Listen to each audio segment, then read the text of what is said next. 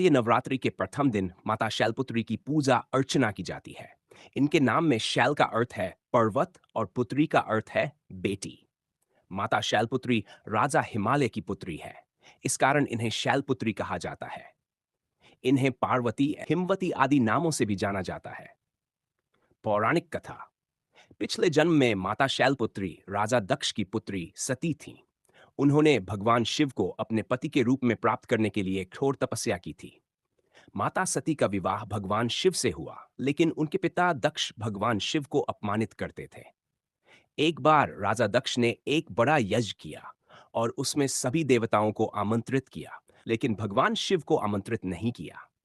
माता सती बिना बुलाए अपने पिता के घर यज्ञ में चली गई। वहां उन्होंने देखा कि भगवान शिव का घोर अपमान किया जा रहा है। ये देखकर वे अत्यंत दुखी हुई और अपने पति के अपमान को सहन न कर सकी। उन्होंने उसी यज्ञ कुंड में स्वयं को भस्म कर लिया।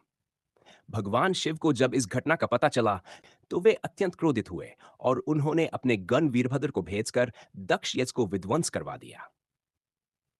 माता सती ने अपने अगले जन्म में राजा हिमालय के घर में जन्म लिया और शैलपुत्री कहलाई। इस जन्म में भी उन्होंने घोर तपस्या करके भगवान शिव को पुनः पति के रूप में प्राप्त किया। मां शैलपुत्री का स्वरूप माता शैलपुत्री बैल, नंदी, की सवारी करती है और उनके दाहिने हाथ में त्रिशूल तथा बाएं हाथ में कमल पुष्प सुशोभित रहता है। उनका स्वरूप अत्यंत दिव्य, शांत और सौम्य है। मां शैलपुत्री की पूजा विधि। मन, प्रातःकाल स्नान करके स्वच्छ वस्त्र धारण करें। मां शैलपुत्री की प्रतिमा या चित्र स्थापित करें। गंगा जल से कलश स्थापित करें और उसमें सप्तमृतिका डालें। मां को पुष्प, अक्षत, रोली, चंदन, दूध, दही, शहद, घी, चीनी आदि अर्पित करें। 5. देवी शैलपुत्र्या नमः मंत्र का जाप करें। 6. दुर्गा चालीसा और सप्तशती का पाठ करें। अंत में आरती करें और प्रसाद वितरित करें।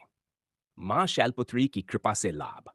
मां शैलपुत्री की आराधना करने से जीवन में स्थिरता आती है, मनोबल बढ़ता है, परिवार में सुख समृद्धि बनी रहती है और विशेष रूप से वैवाहिक जीवन में सुख शांति मिलती है। नवरात्रि के प्रथम दिन माता शैलपुत्री की उपासना से भक्तों को दिव्य शक्तियां प्राप्त होती हैं और आध्यात्मिक उन्नति होती है।